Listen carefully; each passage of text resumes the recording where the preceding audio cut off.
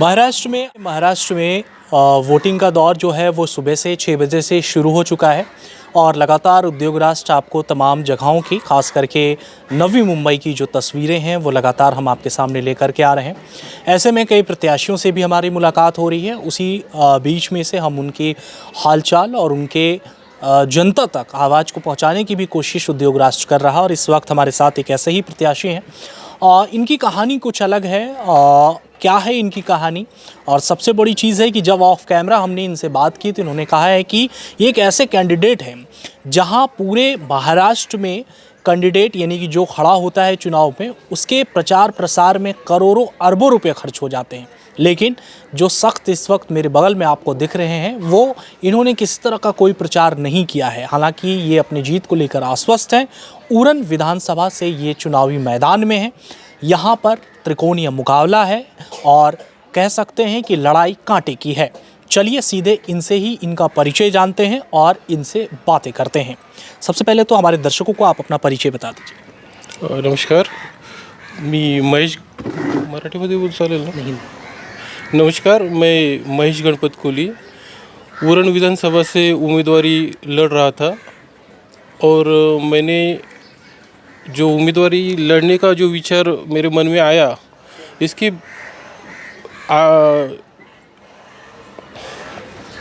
इसके जो पीछे का जो कारण है वो उरण का विकास है और हमारे आगरी कोली कराड़ी समाज का जो उन्नति का जो महत्वपूर्ण कारण है। ये दो कारण के कारण मैं इस उरण विधानसभा में खड़ा हुआ। लेकिन यहाँ की जो उम्मीदवारी की जो सीट है उनमें जो अलग ही राजकारण दिखाई दे रहा था, इसके लिए मैंने अपना कोई प्रचार किया नहीं, क्योंकि यहाँ का बहुसंख्यक जो आगरी कोली कराड़ी जो 80% से ज़्यादा है। लेकिन यहाँ पे जो उम्मीदवार चुन के आता है वह हमारे समाज का नहीं है और हमारे समाज का उम्मीदवार इसे हराने के लिए उरण विधानसभा में कुछ 14 उम्मीदवार खड़े थे, उनमें से भी मैं एक था। लेकिन जो 14 उम्मीदवार है उनमें से बहुत से उम्मीदवार जो है कि वो हमारे जो पीछे आमदार हो चुके थे मनोहर भोईर करके, उनको हराने के लिए खड़े हैं। ऐसा मुझे पहले दिन से मतलब वो दिख रहा था। जो निवडणूक आयोग का कार्यालय है वहाँ पे सबकी मिली भगत दिख रही थी। इसके लिए मैंने सोचा कि मैं खुद उम्मीदवारी लड़के अगर प्रचार करता हूँ और मेरा कोली समाज का 70 से 80 हज़ार वोट में से कुछ 30-40 हज़ार भी मैं ले लेता हूँ। आपने कहा कि अगरी कोली के विकास की आप बात कर रहे हैं। उरन विधानसभा में अगर हम बात कर लें तो अगरी कोली का जो समाज है वो समाज लगभग 60% हिस्सेदारी अपनी रखती है। नहीं, तो 80% रखती है, प्लस रखती है। तो आप पर अगरी कोली समाज क्यों विश्वास करे और कैसे विश्वास करे? मैं कम से कम 8-10 साल से सामाजिक कार्य में हूँ और उरण विभाग में बहुत ही बार मैं अलग अलग विषय में उरण के मतदाता या फिर जो नागरिक है उनके बीच में आया हूँ। इसके लिए सबका भरोसा तो है और इस भरोसे को जीतने के लिए मैं उम्मीदवारी लड़ने के लिए उतरा था। लेकिन जो हमारे समाज के ऊपर कोई अलग समाज का अलग ही राजकारण कर रहा है, इसके लिए मैं इससे पीछे हटा। और मेरा जो उरण का विकास का जो अनुभव है, इसमें ना हॉस्पिटल है, ना अच्छी सड़कें है, पानी का जो पीने के पानी का जो प्रश्न है वो तो बहुत ही ख़राब है। यहाँ पे 3-3 और 7-7 दिन में एक बार पानी आता है। अस्पताल के लिए नई मुंबई या फिर मुंबई में जाना पड़ता है। इसके लिए कम से कम 45 से 50 मिनट उरण से नई मुंबई में आने के लिए लगते हैं। और अगर नई मुंबई का हॉस्पिटल कह देता है कि यहाँ पे नहीं इलाज होगा तो बम्बे जाने के लिए कम से कम 2-2.5 घंटे लग जाते हैं। और उरण में विकास के लिए पैसा बहुत पड़ा है जो कि सियासर फंड का है। और ये सियासर फंड का जो फंड है उसका जो यूज़ होना है वो कोई भी विधानसभा का जो भी आमदार है वो कोई भी वो अच्छी तरह से निकालता नहीं या फिर उसका यूज़ नहीं करता, और इसके लिए उरन का विकास बहुत ही पीछे पड़ा है। उसके अलावा जो हमारे कोली समाज है या आगरी समाज है, उनकी सब जगह ज़मीन हड़पने के लिए जो हमारे ऊपर कुछ सरकार ने निर्बंध लगाए, और उसका और भी गहरा असर हमारे नौकरी पे, जॉब, रोज़गार पे भी पड़ा है। तो ये सब बहुत सी बातें हैं, इसके लिए मुझे लग रहा था कि ये सब काम होना चाहिए और ये नहीं हो रहा है, तो ये होने के लिए मैं उतरा था। लेकिन अगर ये नहीं हो रहा है तो फिर भी हम लोग इस पूरे करने के लिए कोशिश करेंगे। और अच्छा, ये आपने बताया कि चुनाव में आपने कोई प्रचार नहीं किया है, किसी तरह का कोई शोर शराबा आपने नहीं किया है।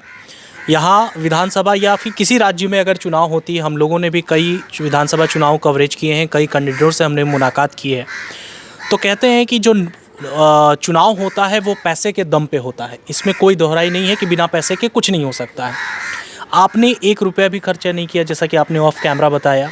आपने यहाँ कोई भी प्रचार नहीं किया है, तो इसको आप और लोगों से कैसे अलग रख कर के इसमें आप आगे बढ़ना चाहते हैं? मतलब क्या विचार आपको आया कि आप जो है बिना खर्चे के चुनाव आप लड़ना चाहते थे? नहीं, मैं बिना खर्चे से नहीं जीत पाऊँगा। मुझे हर घर और हर मतदाता के सामने आना था।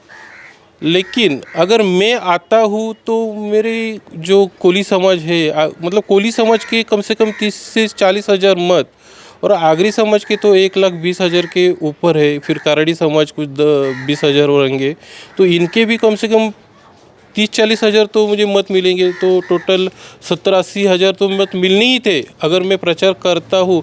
लेकिन प्रचार बिना पैसे का होता नहीं है। और ये बात है कि मैं अगर ये 70-80 हज़ार मत ले लेता हूँ तो मैं जितने की मतलब आशा कर सकता हूँ। लेकिन अगर उतने मत नहीं मिलते तो कोई जो सच्चा बंदा है, यहाँ का भूमिपुत्र है, उस पर इम्पैक्ट हो जाएगा। कुछ कोली समाज के 30 हज़ार मत ले लिए, मतलब 70-80 हज़ार में से 30 हज़ार भी तो उनके कम हो जाएंगे।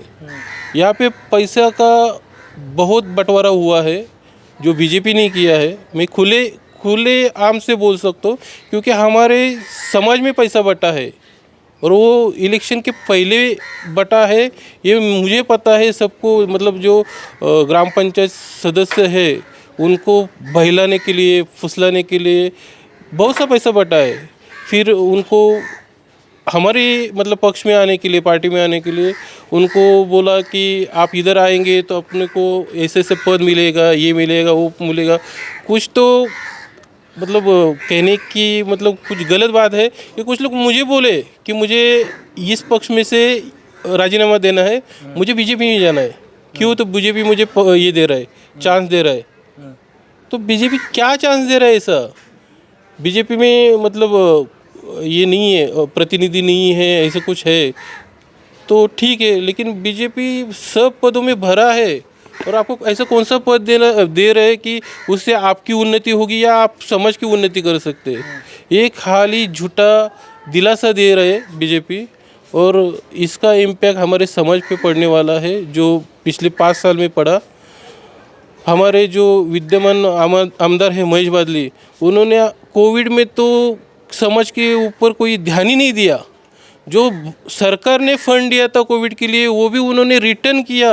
इतना मतलब वो दिलदार आदमी है महेश बादली, और वो महेश बादली हमारे समाज के ऊपर भी बहुत से बातें करते हैं जो खटकते, मतलब दिल को खटकते।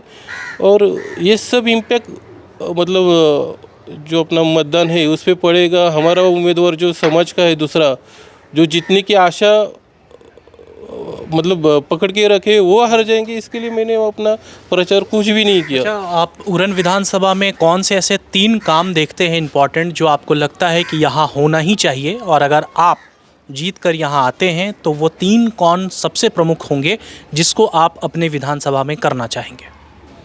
उरन में तो सबसे पहला अस्पताल है।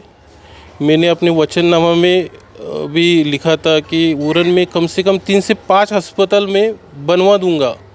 उसके बाद है यहाँ पे ना मेडिकल कॉलेज है, ना यहाँ पे कोई समाज मंदिर, समाज भवन, जो कि हर गांव में हर मतलब जो वाड़ा रहेगा उसमें होना चाहिए था। पाड़ा जो है कोई नहीं हुआ। और पानी का जो प्रश्न है वो तो सबसे खतरनाक प्रश्न है, ये तो होना ही है।